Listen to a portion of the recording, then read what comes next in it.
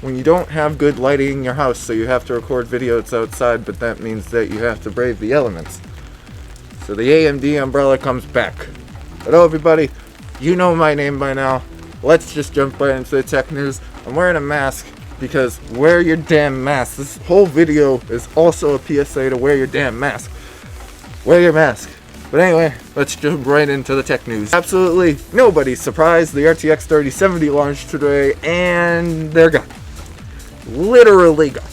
Like, they're just gone. There were already listings up on eBay for scalped RTX 3070s, and any NVIDIA hopeful who thought this was going to go any differently, NVIDIA didn't delay the RTX 3070 to get in stock. They delayed it because AMD's announced. That's why they had the review embargo lift on the 27th. The 28th was AMD's announcement, and now today, the 29th, the card's for sale. That's what happened when every other release was the day before for the reviews. But you know, even with all this, they're all sold out. Every single one. Now, it wasn't as bad as the previous two. Like, I actually got mine in a cart. I wasn't going to buy it, but I actually was able to get mine in a cart before I was booted out. So, you know, and I just want to clarify, because I may come off as an AMD fanboy, and I love AMD, but I only love AMD because, one, I think they're the best option right now for CPUs, and we'll see, maybe GPUs too. And two, they're the underdog. Like, if Intel made a better processor than AMD, I would use Intel, and I have an NVIDIA graphics card in my system right now. I love the 2060. But this will happen to AMD too, especially with the 6800 or the 16800 XT. I don't know which one is going to be necessarily better value yet. I'll have to see benchmarks first. Mainly to see how far apart the XT and the non-XT variant are, to see if it would just be worth it to just go to the XT. Something like that. But it's going to happen to AMD too. It will. And if you think otherwise, you are kidding yourself. And with the CPUs, definitely happening with the Ryzen CPUs. They're going to sell out like that. And if they don't, I mean, hey, good. I want these to get into consumers' hands. I'm obviously not rooting against AMD here, but being realistic, the same thing is going to happen. So, if you could get a 3070, good for you. If you couldn't, you got AMD to look forward to, and eventually it'll stable out. And also, like, it's a graphics card. It's not food or water. Well, yeah, I would love an RTX 3080 or a 6800 XT or a 6900 XT. Nice. I had to do that. If I don't get it, it's fine, you know? Like, it's not, at the end of the day, you're going to be okay, and the stock will get stable eventually. Speaking of Intel and them making good CPUs, that doesn't look like 11th gen. Oh boy. Because while 11th gen Rocket Lake is going to be based off the Tiger Lake architecture, you know, the mobile thing, so it'll have the Z graphics in it and all that jazz, it's going to be on the 14 nanometer process, which already right there is like, geez. Now, I'm not saying that AMD has a better CPU only because they're on a 7 nanometer process. I'm saying that Intel has been on the 14 nanometer process for the past, like, decade, and they've become stagnant, is what I'm saying. Like, but not only that, we have now learned that Intel will max out at 8 cores. Do you need more than 8 cores for gaming? No. But that's not all that AMD is competing with here. AMD's 16 core is still a consumer chip. It's not Threadripper, where you then get into 32, 24, 64 cores.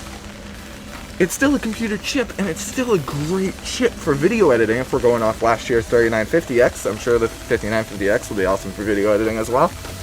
Like, Intel just seems to not care about that segment of the market by not including higher core count CPUs.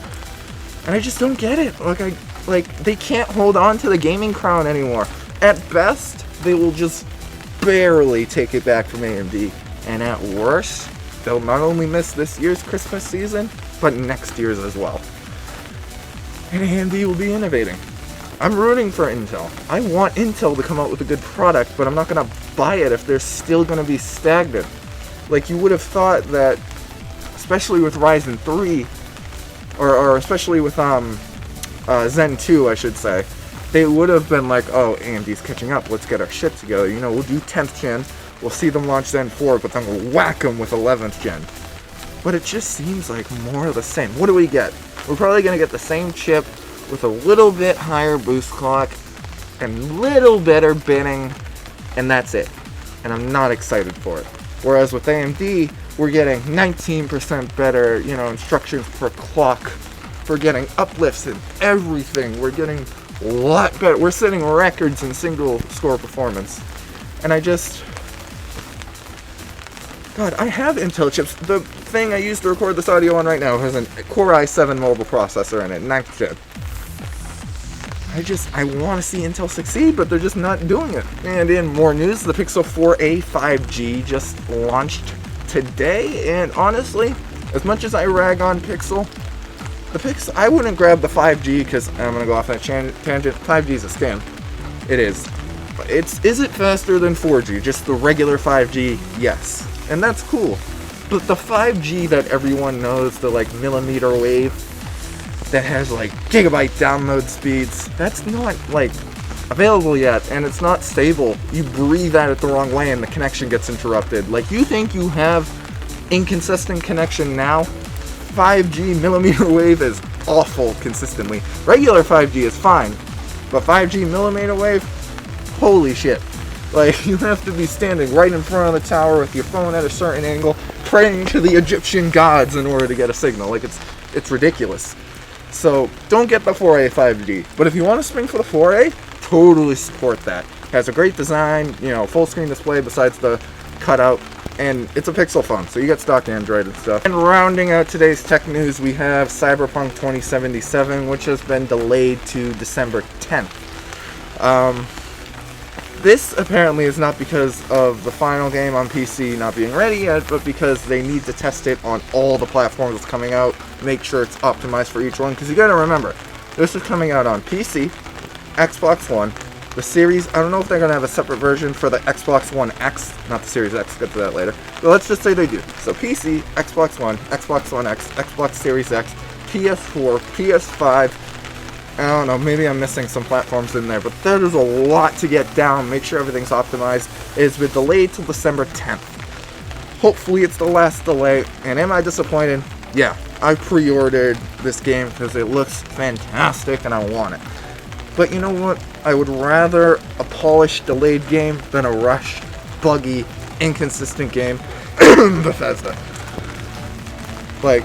They need this time to get the game right, and when I get it in my hands, it's going to be an amazing experience. I'll give them that. Am I disappointed? Hell yeah! And if you're disappointed, or if you're aggravated, it's okay to feel that way. What's not okay is to send death threats to the developers. That is not okay, and that's the last story. We can smoothly transition there. Don't send death threats to anybody. It makes you look weak. Honestly, you are a coward if you're sending anybody death threats over a video game. This circles back to the graphics cards and stuff. It is not food, it is not water, it is not shelter, it is not this umbrella. You're gonna be fine.